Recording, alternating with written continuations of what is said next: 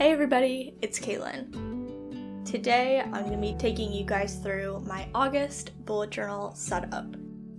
This setup came out a lot more minimal than I anticipated, so if you're looking for something super quick and easy, you're definitely in the right place. And before we get started, as always, don't forget to grab your journal, a cup of tea. I also recommend slippers and a blanket just so we can get cozy and journal together. So jumping into the first spread, I'm going to break out some new stamps that I purchased recently, and I'm going to be using these stamps to kind of create the title for my one line a day memory keeping spread. I started this spread a while ago, and essentially the way it works is you write one line every day about what happened. I just find this is a really fast and easy way to kind of reflect on the day and get in a little bit of journaling time in a way that's not super time consuming. So in addition to the actual practice not being time consuming, setting up this spread is really easy. All I like to do is create my title at the top of the page. For this one, I'm writing August 2021. And then, just like the vertical calendar of the original bullet journal, I just go down and write the numbers 1 through 31 all the way down the page. Each number is going to represent a day of the month, and beside each number, you can write your entry or what happened that day. I filled this out in July, so just to give you an example of what I wrote every day, sometimes I'd write really big events, like going to pick up my ice cream cake, which, by the way, update, was really good. Go check out Kawartha Dairy if you're in the Canada realm.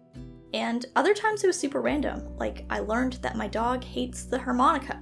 So it's just a nice kind of accumulation of weird, wild, and also memorable things that happen every day.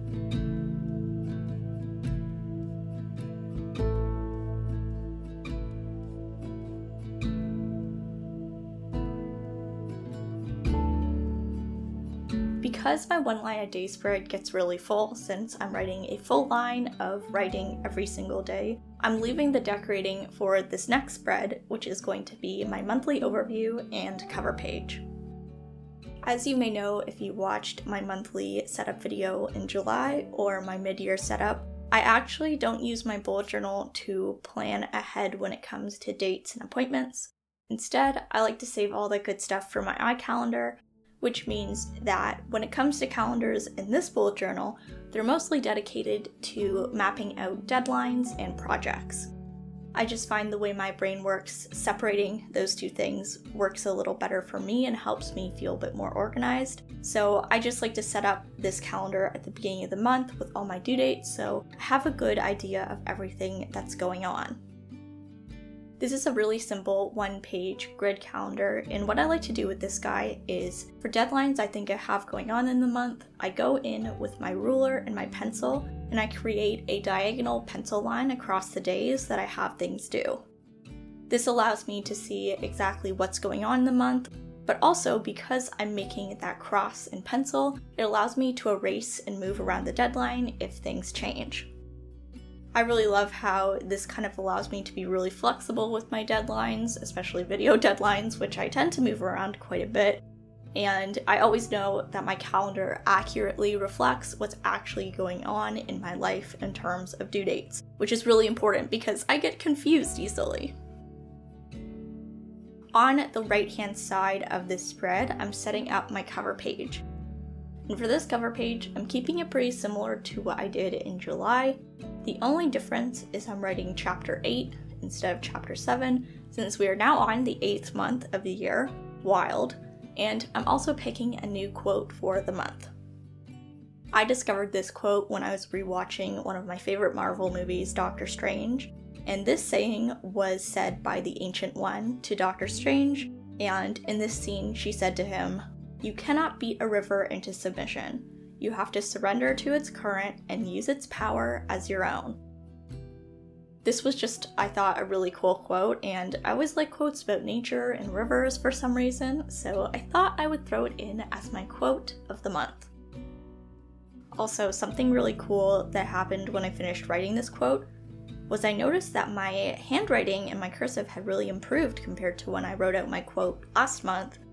So just consistently writing my cursive in my daily logs has made a notable improvement to me. So that's just really cool to see the progress in my journal. And that's another reason why I keep a journal. It records your progress and your memories and all that good stuff.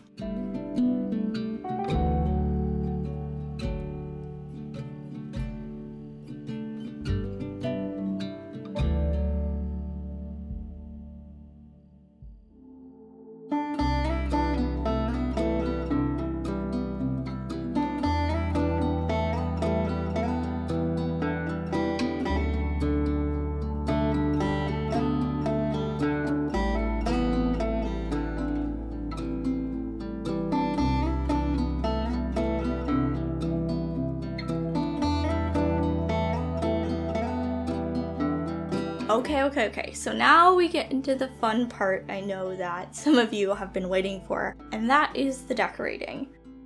I decided to use these really cool transparent stickers from May Stationery over on Etsy, and then I just decided to pick one that looked kind of cool, and I slapped it into my journal. And then I'm going in and adding a bit of this gray washi tape that I have and used in a previous setup, but I think with the different colors in the branch stickers, it creates a totally different vibe, so we love reusing things we have.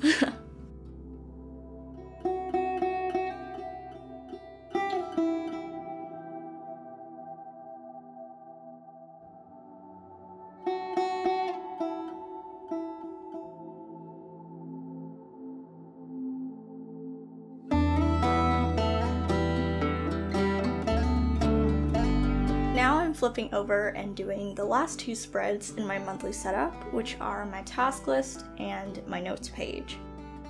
These guys are pretty simple. I just like to do a header at the top indicating what spread is what so that I know exactly what's going on, and again, I don't get confused.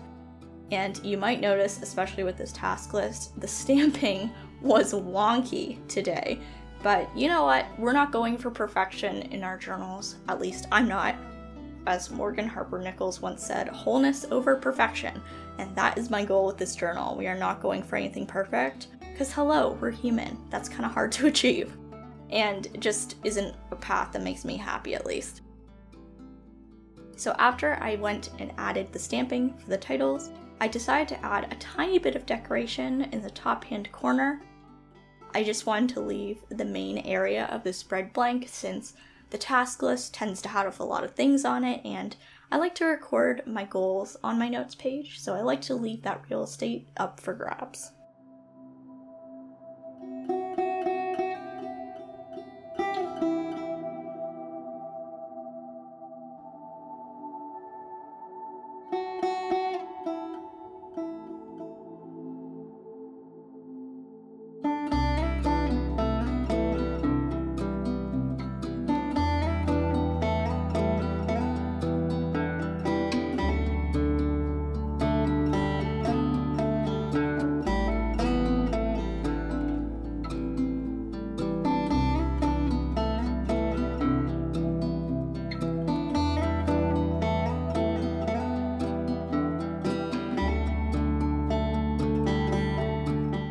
Alright, and you know what time it is! It is final flip through time!